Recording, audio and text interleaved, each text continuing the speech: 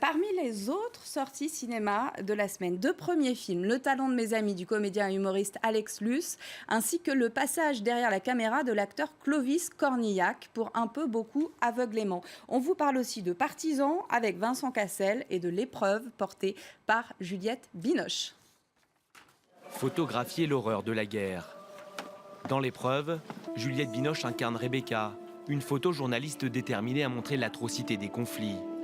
L'Afghanistan et ses attentats suicides, ou encore l'Afrique et ses camps de réfugiés. Un métier à risque que ses proches ont parfois du mal à comprendre. Qu'est-ce qui t'a fait devenir photographe de guerre? La colère. Je veux que les gens avalent leur café de travers quand ils ouvrent le journal. Un rôle que l'actrice française a pris très à cœur.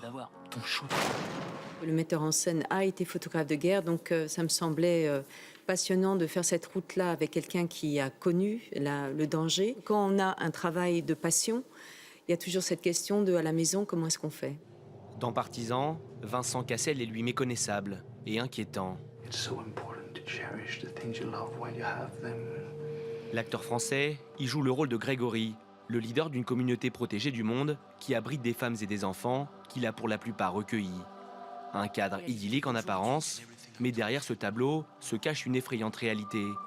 Des enfants élevés pour tuer et qui ne sortent que pour accomplir de sordides contrats. Des enfants sous influence auxquels Grégory impose une terrible éducation censée les protéger. What would you rather? Be hit by a man or hit a man first? Hit a man first. Sur le papier, ce qu'il fait est absolument condamnable et c'est un abus de pouvoir complètement sur des enfants, etc. Le seul problème, c'est que lui croit réellement à ce qu'il fait.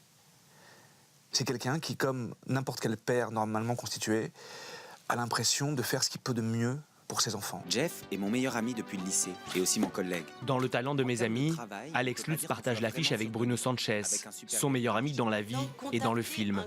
Ils forment une vraie famille jusqu'à l'arrivée d'un ami d'enfance perdu de vue depuis le lycée. Alex Ludon, c'est ouf.